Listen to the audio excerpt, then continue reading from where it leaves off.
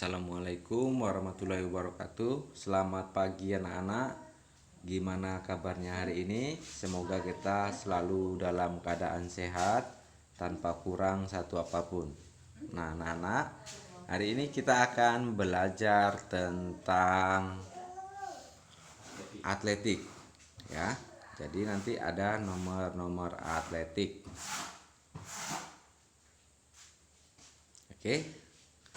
Nomor-nomor yang diperlombakan dalam atletik meliputi jalan, lari, lompat, dan lempar. Pada umumnya, nomor-nomor yang diperlombakan dalam cabang olahraga atletik adalah berbeda antara lain wanita dan pria. Baik lari jarak jauh, jalan cepat, lompat, dan lempar. Lari jarak pendek. Nah, ini ada lari jarak pendek. Lari jarak pendek disebut juga dengan lari cepat atau lari sprint, yaitu semua perlombaan lari dengan kecepatan penuh yang menempuh jarak 100 meter, 200 meter, dan 400 meter. Kunci pertama yang harus dikuasai oleh pelari cepat adalah start. Ya. Keterlambatan atau ketidaktelitian pada waktu melakukan start sangat merugikan seorang pelari cepat. Oleh sebab itu, cara melakukan start harus benar-benar diperhatikan dan dipelajari serta dilatih dengan cermat. Pada umumnya, kita mengenal 3 cara melakukan start atau tolakan, yaitu sebagai berikut. Yang pertama, yang A, ada yang namanya start berdiri atau standing start. Kemudian yang B atau yang kedua, start melayang atau flying start. Kemudian yang ketiga atau yang C, start jongkok atau crouching start. Nah tadi ada 3 start. Kemudian sekarang kita latihan start jongkok kemudian lari cepat. Nah ini cara melakukannya itu ada 1. Pada aba-aba bersedia, pelari maju ke depan garis start. Kemudian mundur untuk menempatkan kaki. Mundur untuk menempatkan kaki ya. Kemudian bertumpu pada blok start. Kaki yang kuat ditumpukan di depan. Kaki yang kuat ditumpukan di depan, biasanya itu kaki kiri ya. Kemudian berlutut ya. Lutut kaki di belakang diletakkan di tanah. Lutut kaki depan itu rileks ya. Lutut kaki depan rileks. Selanjutnya bersihkan tangan ya. Tangan itu dibersihkan.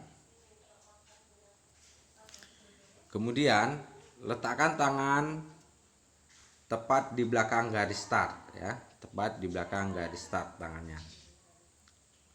Cara melakukan gerakan aba-aba bersedia adalah sebagai berikut. Letakkan tangan lebih lebar sedikit dari lebar bahu ya. Jadi agak lebar sedikit dari lebar bahu. Kemudian jari-jari dan ibu jari membentuk huruf V ya, membentuk huruf V terbalik. Kemudian bahu condong ke depan. Kepala dan leher tidak tegang. Nah, itu tadi. Kemudian ada yang E, pandangan ke depan kira-kira 2,5 meter atau 2,5 meter di muka garis start ya. Di muka garis start itu pandangan yang lurus. Kalian lihat gambarnya di bawah. Pusat perhatian pada aba-aba berikut ya. Pusatkan perhatian pada aba-aba berikutnya. Yang G, jarak letak kaki terhadap garis start tergantung dari bentuk start yang digunakan ya. Tuh. Kemudian yang kedua, aba-aba yang kedua yaitu pada aba-aba siap ya. Aba-aba siap, Ketika aba-aba siap, angkat pinggul ke arah depan atas, sedikit lebih tinggi dari bahu, ya, sedikit lebih tinggi dari bahu. Seperti kalau ini ya, kalau bahasa kitanya itu nungging ya, agak menungging. Kemudian berat badan lebih ke depan, ya, berat badan itu dilebihkan ke depan. Kemudian kepala rendah, leher tetap kendor. Lehernya itu tetap rileks, santai. Pandangan ke bawah 1,1 sampai 1,5 meter di muka garis finish ya. Di muka garis start, maaf. Kemudian yang D, lengan tetap lurus, siku jangan bengkok. Yang E, pada waktu mengangkat pinggul, ambil napas dalam-dalam. Kemudian bagian F, pusatkan perhatian pada bunyi pistol atau bunyi fluid ya. Biasanya kalau di perlombaan lari, di olimpiade atau di SEA Games itu biasanya pakai pistol, tapi kalau di sekolah kita pakai fluid ya, anak-anak ya. Oke, kemudian aba-aba yang ketiga.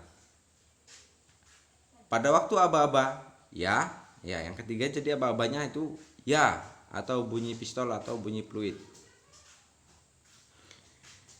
Yang A, ayunkan lengan kiri ke depan dan lengan kanan ke belakang kuat-kuat. B, kaki kiri menolak kuat-kuat sampai kejang lurus. Sampai terkejang lurus ya. Lihat pada gambar. Jadi ditolak sekuat mungkin sampai kejang lurus. Kemudian kaki kanan melangkah secepat mungkin dan secepatnya mencapai tanah. Itu ketika melakukan start. Pada aba-aba ya. Kemudian yang D, langkah pertama ini kira-kira 45 sampai 75 cm dan di depan garis start ya. Berat badan harus meluncur lurus ke depan atau condong ke depan ya. Kemudian langkah lari makin lama makin menjadi lebar. Bernapas seperti biasa, menahan napas, berhenti akan menenangkan badan ya. Kemudian yang keempat, gerakan lari ya. Ini sekarang kita mempelajari tentang gerakan larinya. Nah, kaki bertolak kuat-kuat sampai kejang lurus. Yang B, lutut diangkat tinggi-tinggi setinggi pinggul. Lututnya sampai setinggi pinggul. Usahakan agar badan tetap rileks. Badan condong ke depan dengan sudut lutut antara 25 sampai 30 derajat. Kemudian siku ditekuk kira-kira 90 derajat. Nah, setelah ditekuk, kemudian pandangan lurus ke depan. Jadi pandangannya itu harus lurus ke depan. Yang F, pelari harus menggerakkan kaki yang tinggi dan langkah yang selebar mungkin ya. Jadi kita usahakan mengangkat kaki setinggi dan langkahnya itu selebar mungkin. Kemudian ada yang kelima, gerakan melewati garis finish. Kita lihat gambarnya. Nah, jadi cara melakukan gerakan melewati garis finish adalah sebagai berikut. Melewati garis finish merupakan faktor yang sangat menentukan kalah menangnya pelari. Dalam prakteknya, teknik melewati garis finish ada 3 macam sesuai dengan kebutuhannya. Yang kita lihat yang A, pelari berlari terus tanpa mengubah kecepatan. Ya, jadi ketika mau sampai garis finish kita tidak boleh mengubah kecepatan ya. Bukan semakin lambat, kalau bisa kita semakin cepat larinya ya. Kemudian pelari menyondongkan dada ke depan.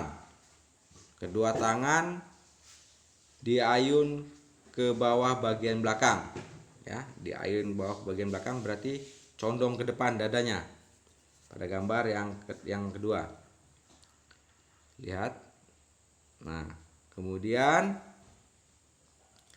pelari yang menggunakan dada diputar dengan ayunan tangan ke depan sehingga bahu sebelah maju ke depan. Nah, lihat gambar yang bagian depan ini. Jadi bisa juga ya, bahu yang duluan, dada, dan tangan. Oke anak-anak, sekarang kita masuk ke penugasan. Kalian lihat soal pengetahuannya. Yang nomor 1, sebutkan nomor-nomor yang diperlombakan dalam atletik. Yang kedua, sebutkan 3 start yang ada pada perlombaan lari. Kemudian tugas praktiknya mempraktikkan gerakan start jongkok. Ya, start jongkok seperti gambar di bawah ini.